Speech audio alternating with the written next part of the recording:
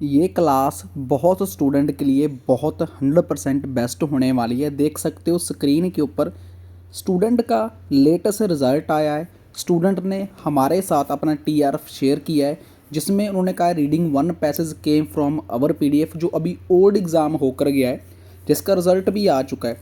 अभी in the future जो result आने वाले हैं वो नवंबर मंथ के आएंगे। Second is 9 band 8 band student के बेस्ट आते हैं, क्योंकि वो हमारे चैनल को सब्सक्राइब किया हुआ है एंड वीडियो को शेयर करते हैं अपने दोस्तों के साथ। प्रेडिक्शन पीडीएफ किसी को चाहिए तो आप मुझे व्हाट्सएप के ऊपर मैसेज कर सकते हो, बट रुको, उससे पहले प्रेडिक्शन होती क्या है इसको समझना ज़रूरी है। Prediction like a real exam material, एक रियल एग्ज़ाम पीडीएफ होती है जिसमें लिसनिंग, रीडिंग, राइटिंग और स्पीकिंग अवेलेबल होती है। लेटेस्ट एग्ज़ाम होकर गया है, डेट अपने फ़ोन के ऊपर चेक कर सकते हो, 18 नवंबर का। ऑल ओवर इंडिया चैलेंज है, all over India same. Mobile के ऊपर मोबाइल स्क्रीन रिकॉर्डिंग चल रही है, कोई गूगल से उठाकर स्क्रीनशॉट अपलोड नहीं करा। लास्ट 1 ईयर के कोई भी एग्ज़ाम उठाकर देख लो, फ्रॉम अवर पीडीएफ देखने को मिला है। किसी को चाहिए तो आप दिए गए व्हाट्सएप के ऊपर मैसेज करके अपकमिंग एग्ज़ाम की पीडीएफ को बाय कर सकते हो। हमारे रीडिंग में हमें नियर अबाउट 15 टू 20 हमें देखने को मिलते हैं ट्रू फॉल्स और यस डू। आज आपको ओनली तीन ट्रू फॉल्स नॉट गिवन सिखाऊंगा, और इस वे में सिखाऊंगा 100% आपके रियल एग्जाम में अगर 20 आ गए ना तो 18 तो 100% सही जाएंगे, ये गारंटी है। ये हमारा आज का टॉपिक है, true false not given. First of all इनको रेज कर देते हैं क्योंकि बाद में ये परेशान करते हैं थोड़ा सा। हमारा मेन क्वेश्चन क्या है? हमारा मेन क्वेश्चन है modern day plastic preparation is based on the same principle as the patent in 1997। अब बात करते हैं इसमें, आप क्वेश्चन को अंडरस्टैंड कीजिए। फर्स्ट ऑफ ऑल अगर आपने क्वेश्चन अंडरलाइन अंडरस्टैंड कर लिया तो आपको आंसर यही मिल जाएगा। तो यहाँ पर वो बात किसकी कर रहा है? यहाँ पर वो बात कर रहा है मॉडर्न डे, पहली बात। Second is based on the same principle, second keyword. Third is कब हुआ? 1997। मेरे ये तीन कीवर्ड्स हैं, मेरे पास कीवर्ड क्या है? ये तीन मेरे पास मेरे कीवर्ड है मुझे आंसर फाइंड करने में। बट सबसे बड़ी दिक्कत ये है कि अब मुझे आंसर फाइंड करना है। ये मेरा प्रेजेंट में है, ये मेरा प्रेजेंट में है, ये मेरा पास्ट में है, और ये भी मेरा ये भी मेरा पास्ट में है, ये मेरा प्रेजेंट में है। मतलब कि अगर फर्स्ट टू लाइंस अगर आंसर में देखता हूं, पहले स्टार्टिंग का ये मुझे प्रेजेंट में दिखाई देता है और ये मुझे पास्ट में। अब मेरा आंसर क्या है? As based on same principle कहना क्या चाहता है कि प्लास्टिक की जो प्लास्टिक की प्रेपरेशन है, जो आज भी चल रही है, मतलब मॉडर्न डे मतलब कि टुडे, जो प्लास्टिक की प्रेपरेशन आज भी चल रही है, ये कब से स्टार्टिंग हो चुकी है, कब से प्रिंटेड है? ये 1997 से। मतलब कि तब जो यूज रूल होते थे, प्रिंसिपल तब जो यूज होते थे वो आज भी होते हैं। ये क्या ये बात सच है या ये बात झूठ है, जहाँ इसका कोई मतलब ही नहीं है, इसकी कोई हमें डिटेल दी नहीं गई। क्या पूछा उसने? क्या ये बात सच है? यहाँ पर लिखा है ट्रू। क्या ये बात गलत है या फिर इसका आंसर है ही नहीं? अब चलते हैं, हमारा मेन कीवर्ड मॉडर्न डे हमारा कीवर्ड है, और प्रिंसिपल 1997। हमने डायरेक्ट 1997 के ऊपर जाना है और मॉडर्न डे के ऊपर चलते हैं अपने पैराग्राफ में। चलो ऊपर चलते हैं। तो हमें अपना कीवर्ड फाइंड करना है जहां पर 1997 लिखा हो ना, 8085 यहाँ पर लिखा हुआ है, 95 यहाँ लिखा हुआ है, और उसके नीचे ये रहो, यहाँ पर लिखा है 1997। अब 1997 की उससे पहले जो हमारी फर्स्ट लाइन है उसको रीड करना बहुत ज्यादा जरूरी है। But rather the method by which is reaction between phenol and formulas could be controlled, thus making possible is preparation on a chemical base. की जो प्रेपरेशन इसकी जो होती है, उसने बताया है कि किसके बेस के ऊपर होती है, क्या उसका कंट्रोल होता है, और वो होती है केमिकल। मीन्स की कैसे बनता है? अगर फॉर एग्जांपल दूं, हम चपाती बनाते हैं, चपाती जिसे हम रोटी बोलते हैं, उसको हिंदी में चपाती बोलते हैं, ठीक है। रोटी हम बनाते हैं व्हीट के साथ, उसको पीस कर देन जाकर वो चपाती उस चूल्हे के ऊपर रखते हैं, देन जाकर वो बनती है। तो सेम वो चीज बताई है। अब इसके आगे बताएगा on 30 July 1997 Baekeland took out his famous patent, कि मतलब कि बैकेलैंड टुक आउट, कि उसने वहां का एक सिद्धांत निकाला famous painted describing the this preparation, उसने डिस्क्राइब किया इस प्रेपरेशन को, the initial feature of which are still is use today. यहां पर देखिए उसने क्या कहा, समझने की कोशिश करें। उसने क्या कहा, फीचर ऑफ विच आर, कि विच आर मतलब कि आज भी, आर क्या मतलब क्या होता है, जो अभी चल रहा है, प्रेजेंट, मैंने आपको पहले ही बताया प्रेजेंट पास्ट के बारे में। Which are still in use today, कि मॉडर्न डे में भी, मॉडर्न डे को किस में चेंज कर दिया गया, टूडे में। बेस्ड ऑन को किस में यूज कर दिया गया, विच आर में। जो इसका मेन फीचर है वो आज भी चल रहा है, मतलब कि अगर मैं प्लास्टिक की प्रेपरेशन की डिस्क्राइब करूं तो जो मेरा फीचर है वो आज भी सेम वही यूज हो रहा है। ठीक है, अब आंसर देखिए, आंसर इसका क्या है, इसका आंसर है ट्रू। क्यों ट्रू है, अब उसने आपको, मैंने पैराग्राफ रीड करवा दिया, आपने रीड भी कर लिया। उसने क्या, मॉडर्न डे की उसी प्रिंसिपल के ऊपर बेस्ड है जो 1997 में था, उसने क्या किया, आल्सो स्टिल यूज टुडे, और इसका आंसर है यस। अगर वहां पर लिखा होता कि not use today, not use today लिखा होता, या इसके अलावा कि इसकी नो नीड टुडे लिखा होता, या एनीथिंग एल्स कुछ भी लिखा होता, तो हमारा आंसर फॉल्स होता। तब हमारा आंसर क्या होता, तब हमारा आंसर फॉल्स होता। बट वहां पर स्टिल इन यूजर टुडे है और हमारा जो आंसर है वो ट्रू है। आगे वाला क्वेश्चन में हमें फॉल्स डेफिनेटली देखने को मिलेगा ही मिलेगा।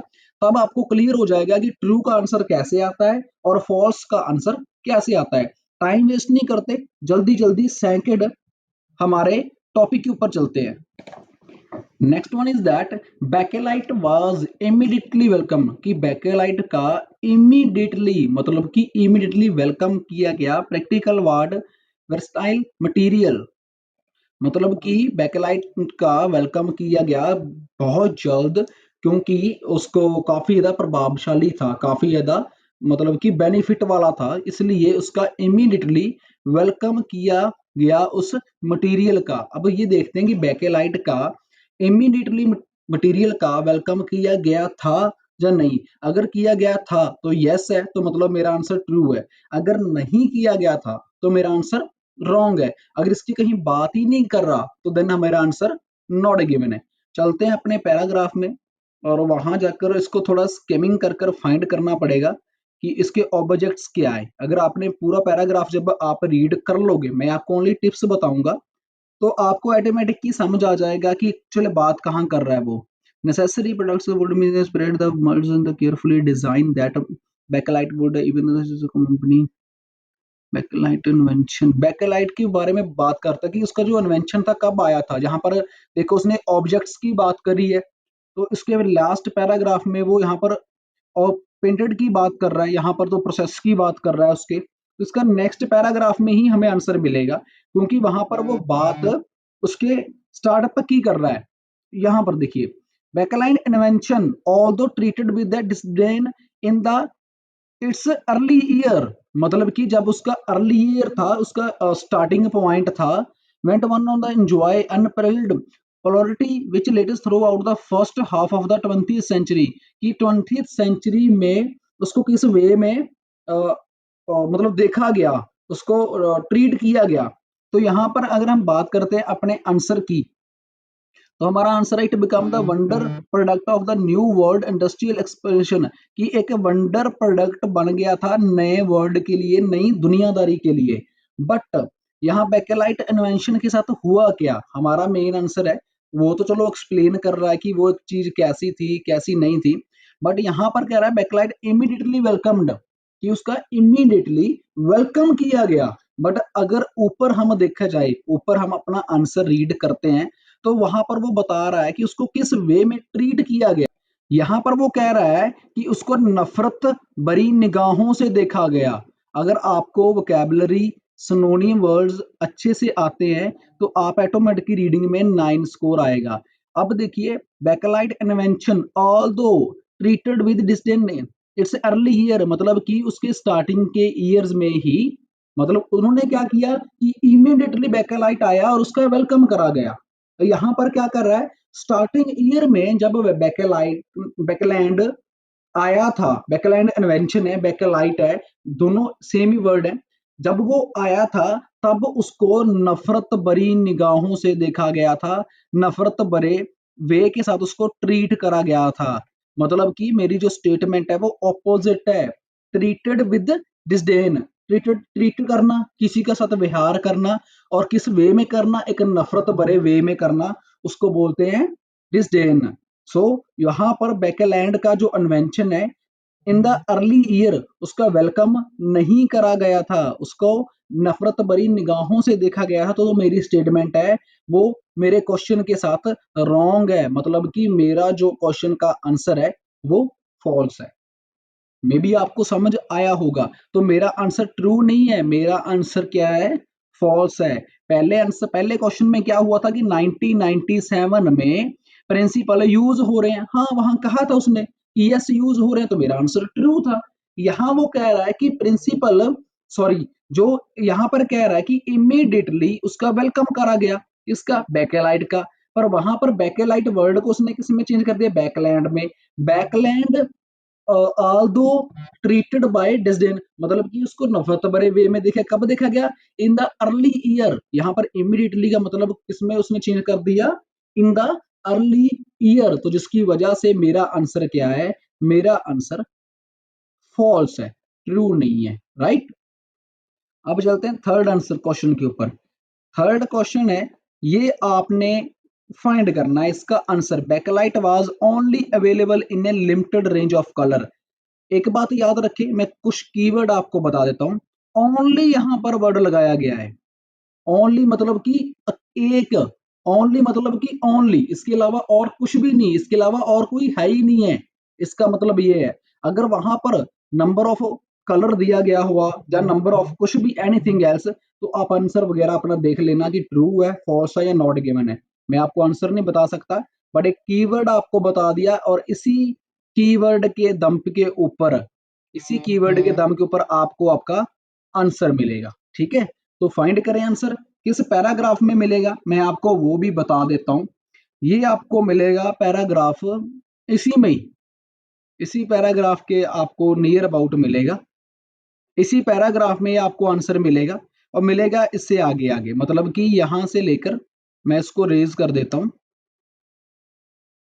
आपको जो आंसर आपका मिलेगा इसी पैराग्राफ में ही मिलेगा, यहां से लेकर और यहां तक आपको इसका आंसर है। कमेंट में बताएं आंसर क्या है, ट्रू है, फॉल्स है, नॉट गिवन है। और नेक्स्ट वीडियो के लिए चैनल को कर ले सब्सक्राइब, वीडियो कर they like. Thank you so much.